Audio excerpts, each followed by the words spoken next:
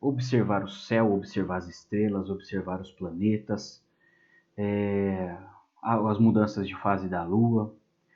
Tudo isso sempre foi feito pela humanidade, né? Desde que o ser humano se entendeu por gente, muito antes das primeiras sociedades, já existem registros que o ser humano observava o céu.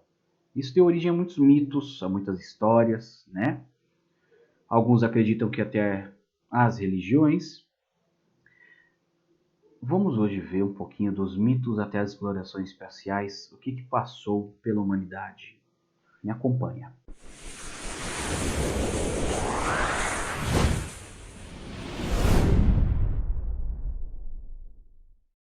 Meu povo, minha pova, meus lindos, minhas lindas, eu espero que estejam bem, que estejam se cuidando. Hoje a gente vai falar dos mitos, né, dos seres humanos lá de muitos milhares de anos atrás, até a exploração espacial, né? Quais são os desafios para o futuro, o que nós já temos. E nós vamos falar também como as explorações espaciais, as pesquisas, né, das empresas como NASA ou a ESA, que é a Agência Espacial da Europa, contribuíram para melhorar a vida das pessoas no mundo inteiro, né? Então aquelas coisas criadas para exploração espacial hoje estão no nosso dia a dia e a gente nem percebe. Tá? A gente vai falar disso. Então, primeiro, vamos entender um pouquinho, gente, como as observações do céu influenciaram a humanidade no passado. Tá? O ser humano, à medida que ele foi adquirindo conhecimento, observando várias coisas, as constelações, as fases da Lua, percebendo que existem épocas mais quentes, mais frias, e que determinadas situações elas coincidiam com épocas de mais chuva e menos chuva. Tudo isso permitiu que o ser humano fosse criando ao longo do tempo a capacidade de prever algumas coisas e se programar, né? Então, na agricultura, por exemplo, quando o ser humano ele aprende a cultivar os próprios alimentos, a não precisar mais viver só da caça, só do que a natureza dá, ele passa a cuidar do que ele come, né? A plantar vegetais, a cuidar de animais, ele percebeu que era necessário a presença de algumas situações, acompanhar algumas coisas para que aquilo desse certo.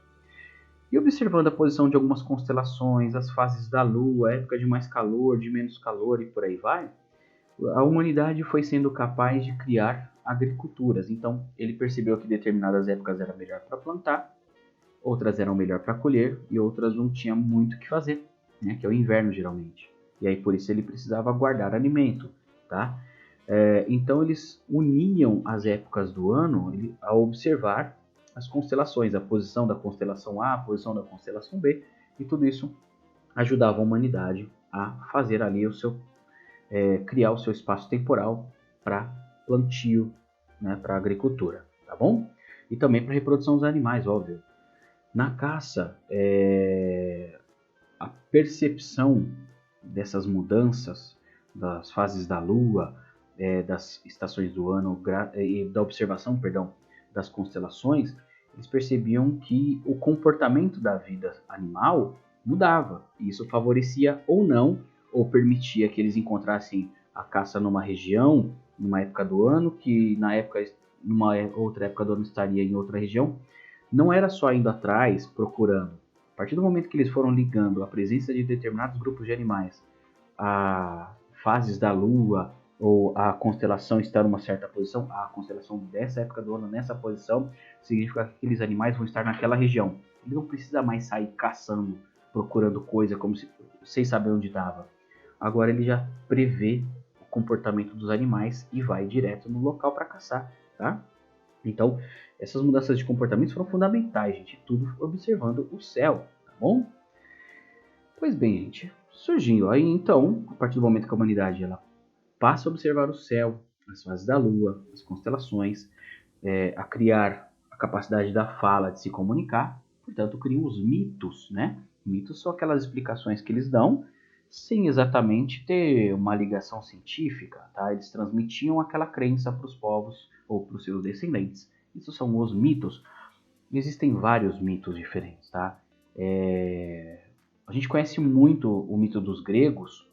Deixa eu diminuir aqui a imagem para liberar o texto.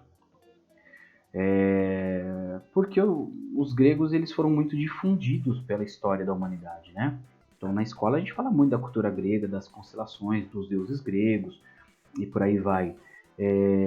No entanto, vários povos tinham explicações tão interessantes quanto, mas não estavam na Europa, né?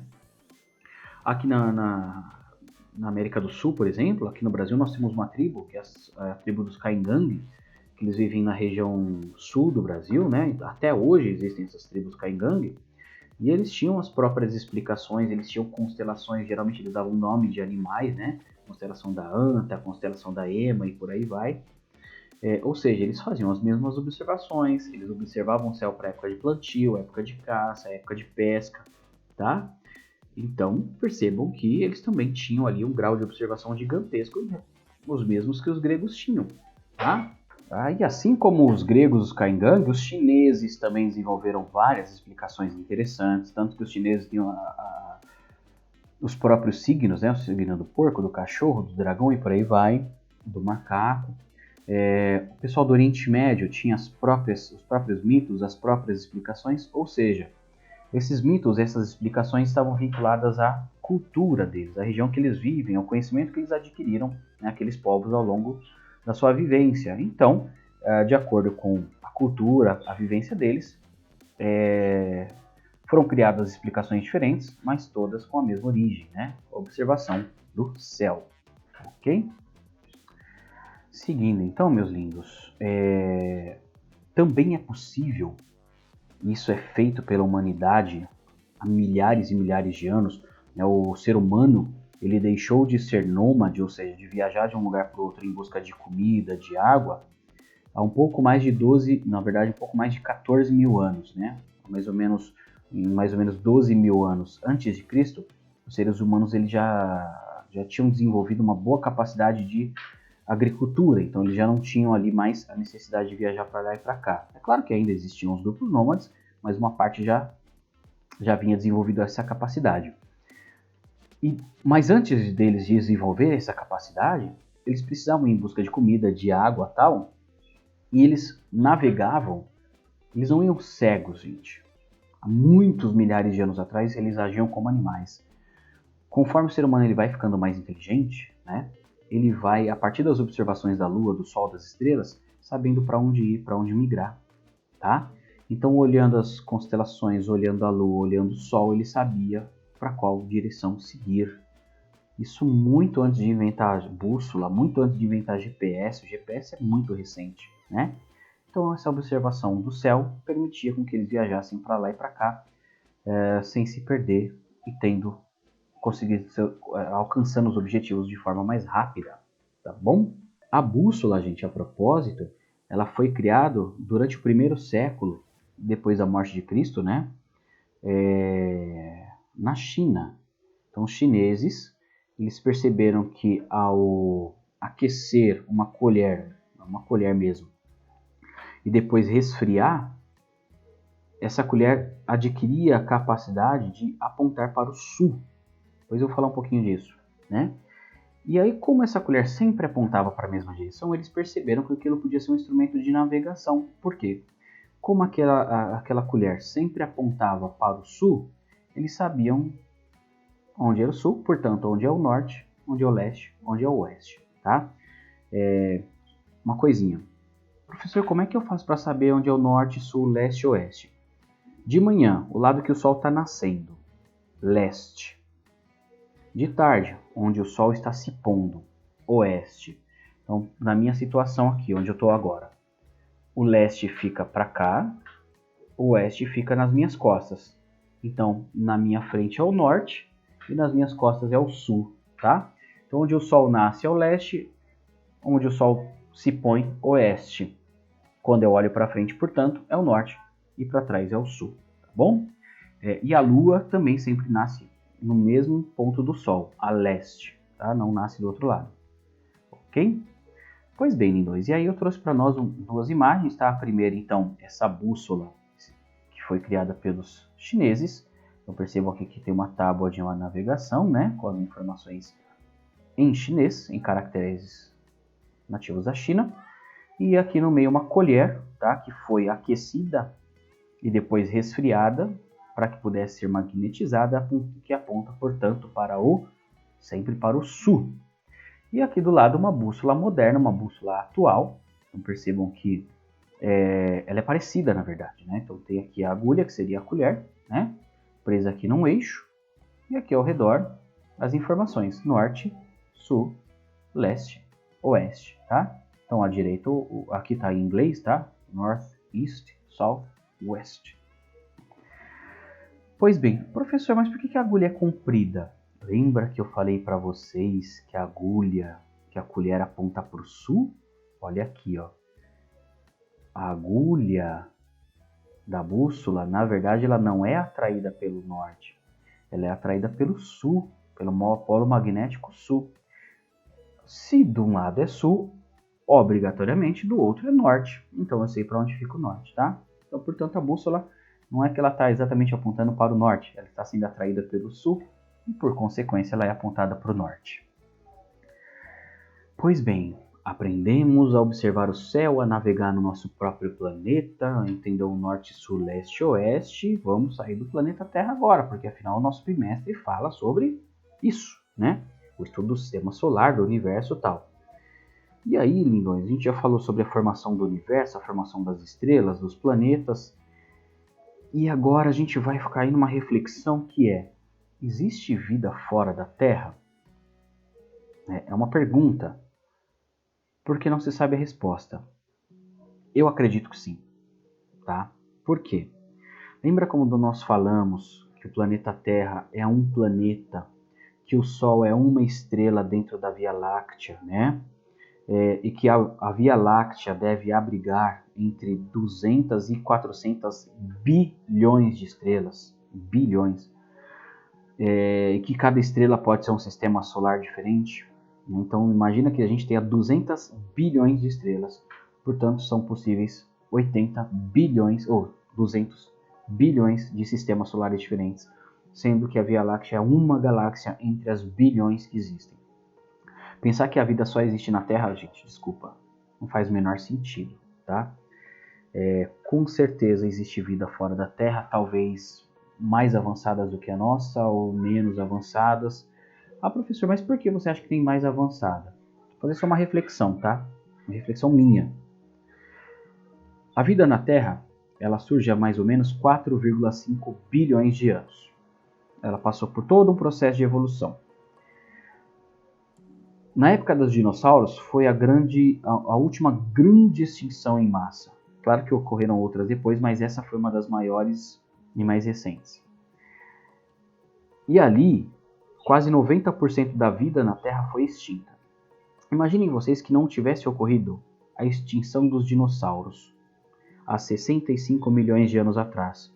Nós estamos falando de espécies que teriam ali 65 milhões de anos para continuar evoluindo. Será que não teria surgido ali uma espécie inteligente já há tanto tempo? É possível. E considerando esse fato, quantos milhões de anos os outros planetas têm para abrigar a vida? E que essa vida pode ter evoluído de tal forma que está há milhões de anos à nossa frente porque evoluiu milhões de anos antes. Uma reflexão minha, gente, tá? Então não dá para imaginar que não exista vida fora da Terra, porque é fato que tem. O complicado é achar, né? A gente ainda não tem tecnologia para isso. O mais perto que a gente chega é em Marte, tá bom? Qual a sua mensagem para a Terra, Bilu? Apenas que busque conhecimento. Ah, professor, mas o que precisa para existir vida fora da Terra? Hoje, algumas condições são necessárias. A primeira delas é a presença de água no estado líquido, tá? Do jeito que a gente conhece. Será que existe outra forma de vida que não precisa de água? Talvez. Mas do jeito como a gente imagina, que a gente conhece, não. Não existe vida sem água até hoje, tá? Precisa da existência de substâncias, tá? Porque não esqueçam que a gente precisa comer para viver, precisa de energia. Então, os seres vivos precisam da presença de substâncias que sejam usadas para transformar em energia, por exemplo, a comida que a gente come, tá? E as condições de temperatura, pressão e por aí vai. Não se sabe se existem outras formas de vida que vivam de modos diferentes, como eu falei. Pode ser que sim, mas isso só o futuro irá dizer, tá bom? Lindões, e se for para colonizar, se a gente estiver acabando com a Terra, como é que a gente vai viajar para fora da Terra e tal? Não existe condição de viver fora da Terra, mas já existem alguns projetos, tá? Que falam de criar uma colônia humana em Marte, tá bom? É claro que serão necessárias uma série de situações que favoreça a vida em Marte. Além disso, gente, existe a dificuldade de viajar até lá. Inclusive, alguns filmes já retrataram a possibilidade de colonizar Marte, né? Mas olha só, a nave mais veloz que o ser humano já produziu é uma sonda chamada de New Horizons, ou Novos Horizontes, que foi lançada em 1979 pela NASA. E essa nave viajou pelo sistema solar inteiro e já saiu do sistema solar, já, né? Passou por Plutão e tudo. E a velocidade dessa nave é de 75 mil km por hora. Se daqui em Marte fosse linha reta, levaria mais ou menos 39 dias para chegar em Marte. O problema é que Marte não está em linha reta. Assim como Marte gira ao redor do Sol, a Terra também gira. Então precisa calcular quando que essa nave vai sair. Aí o Marte está girando, né, ao redor do Sol, e essa nave precisa encontrar. É como dar um tiro num alvo em movimento. Sabe quando você vai em parquinhos de diversão e tem aqueles patinhos, né, que você tenta atirar com aquela arminha de ar? É mais ou menos isso. É atirar em Marte uma nave em um planeta, né, atirar a nave em direção a um planeta que fica a 70 milhões de quilômetros da Terra. Tá? Então, não vai levar só 39 dias. Tá? Se tudo der certo, leva quase um ano para chegar em Marte, tá? Com a tecnologia atual. Pode ser que nós tenhamos, dentro de alguns anos, novas tecnologias que mude isso, tá bom?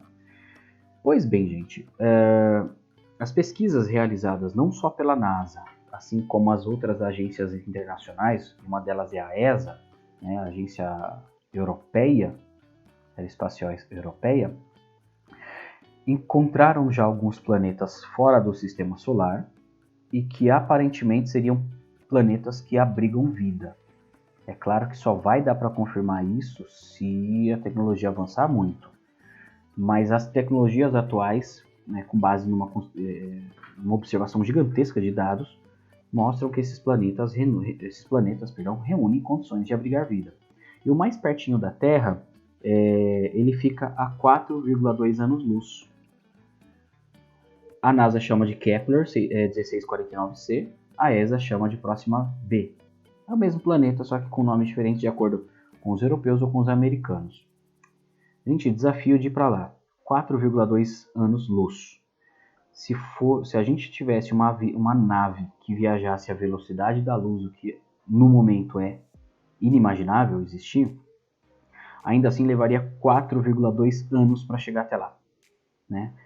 Isso se a nave for a velocidade da luz. A luz viaja a 300 mil km por segundo. 300 mil por segundo, tá? Se eu não me engano, dá 1 bilhão e 80 milhões de quilômetros por hora. Deixa eu só confirmar aqui. É isso mesmo, gente. 1 bilhão e 80 milhões de quilômetros por hora. Né? Então, ainda assim levaria mais de 4 anos para chegar lá, ou seja, o lugar é longe para dedéu, tá? É um planeta, inclusive, que eles dizem ser muito parecido com a Terra. Então, ó, se a gente viaja 75 mil km por hora, com a nave mais rápida que já foi inventada, né, criada, e a luz viaja a 1 bilhão e 80 milhões, a gente levaria, sei lá, 5 mil anos para chegar nesse planeta. Impossível.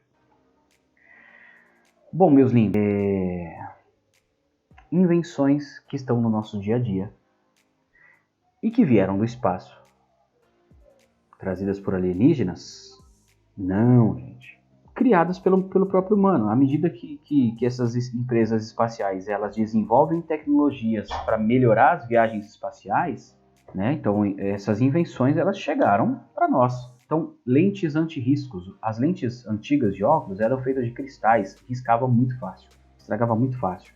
Atualmente as lentes elas vão sendo feitas de policarbonato, se eu não me engano, é um tipo de acrílico, que são cada vez mais resistentes a riscos, né? Então o óculos cai, às vezes você raspa e ele não aparece risco nenhum, tá? Então cada vez mais as lentes de óculos vão ficando melhores. As palmilhas, gente, palmilha que tem no tênis, né? O formato delas foram inspiradas pelos calçados necessários para os astronautas. Por quê? Os astronautas precisavam de palmilhas para ajudar na movimentação pelo universo.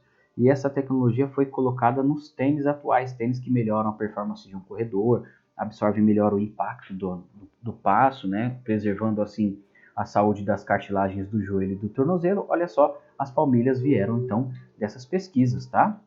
Aparelhos ortodônticos, aqueles, sabe aparelho que a gente usa para corrigir o dente quando ele está, né, fora de alinhamento? Então, os aparelhos ortodônticos, o mais comum é aqueles com ferrinho, mas existem aparelhos ortodônticos que são transparentes. Óbvio que são bem mais caros, né?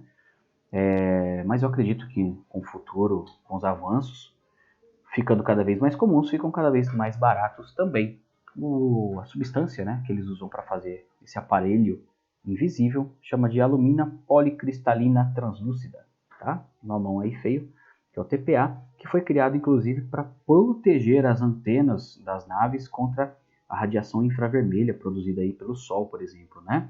É usado também para rastrear os mísseis guiados em situação de guerra, ou seja, né, um aparelho que usa no dente, que também pode usar para proteger a antena contra radiação, contra bomba, enfim, veio do espaço, né? Ferramentas sem fios. Quem aí alguma vez não comprou um móvel e o montador chegou com a parafusadeira em casa? Mas professor, parece tão bobo, tão simples. O que acontece, gente? Você chega numa estação espacial, você vai fazer uma manutenção fora da nave e o fio não alcança. Não tem uma tomada ali perto, né? Imagina nas explorações para a Lua na década de 60, na década de 70, você não tem tomada na Lua. Então surgiu a necessidade de criar ferramentas que não precisassem de energia, de um ponto de energia, na verdade.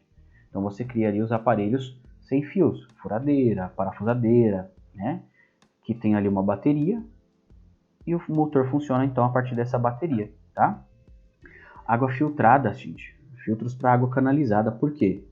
O cara vai fazer uma missão para Marte, não para a Lua, vai passar em viagem lá vários dias. A água acaba, a nave é pequena. Aquela água vai acabar em poucos dias. O que eles fazem? Reciclam a água. Sim, a água que eles fizeram xixi, fizeram cocô, vai ser filtrada. Porque sim, gente, existem tecnologias que filtram a água tão bem que mesmo a água do esgoto pode virar água pura de novo. E esses filtros foram desenvolvidos então através de pesquisas necessárias para viagens espaciais, tá bom? Navegação por satélite, o famoso GPS, né?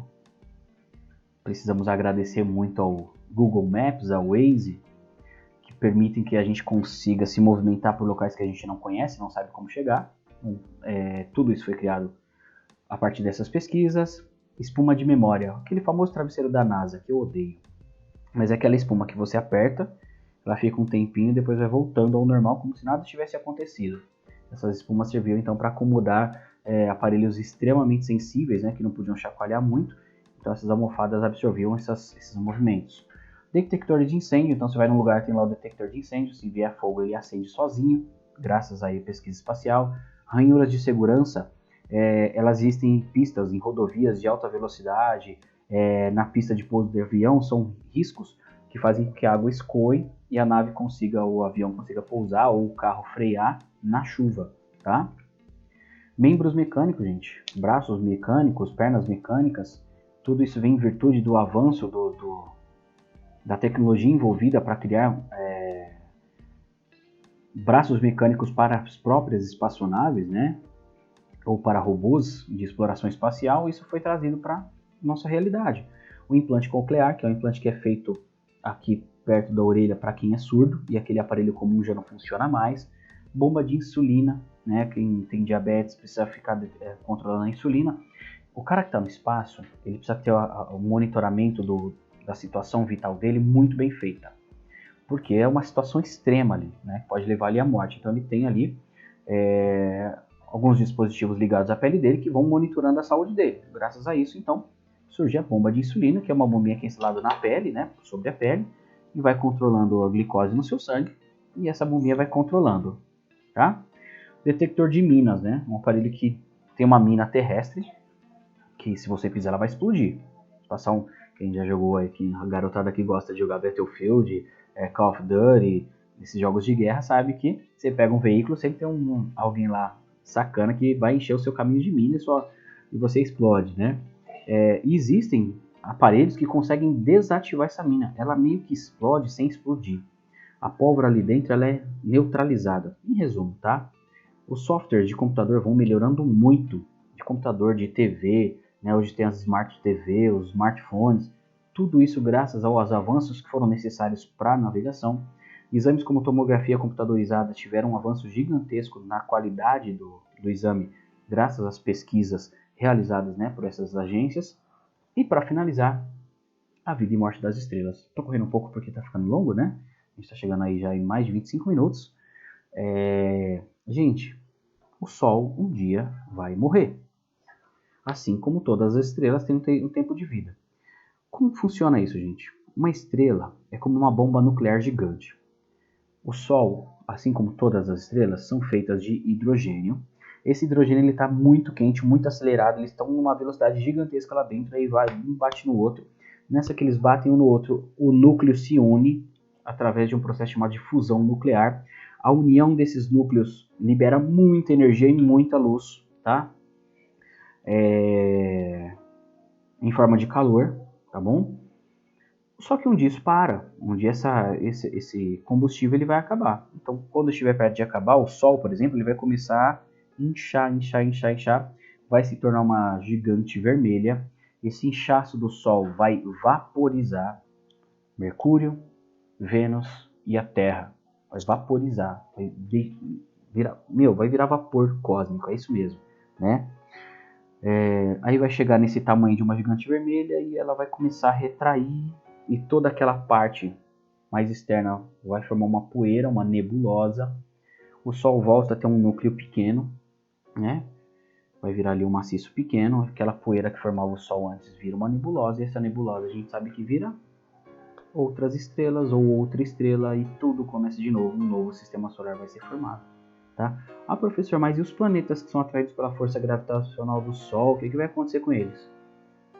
Eles vão perder o rumo, eles vão deixar de seguir a força gravitacional do Sol, porque o Sol passou por esse processo.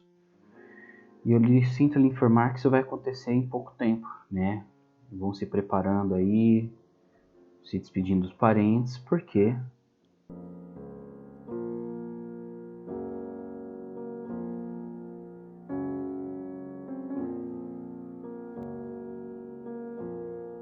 isso vai demorar 5 bilhões de anos para acontecer. Tá? Então, como eu havia dito, o Sol, assim como todas as estrelas, vai passar por esse processo de inchar, perder a sua massa, formar uma nebulosa, para tudo começar de novo. Meus lindos, era isso para hoje. Todas as informações que eu passei muito rápido, muito resumido, tá? Pegando só aquelas coisas mais importantes para nós. É óbvio que não atende de jeito nenhum o que a gente gostaria, né? Mas tem aí os grupos de Zap que vocês podem procurar. Se vocês querem dar uma pesquisada, ver alguns vídeos, dar uma lida sobre e depois conversar, estou à disposição, tá? Fiquem em casa, se cuidem, gente. Tchau.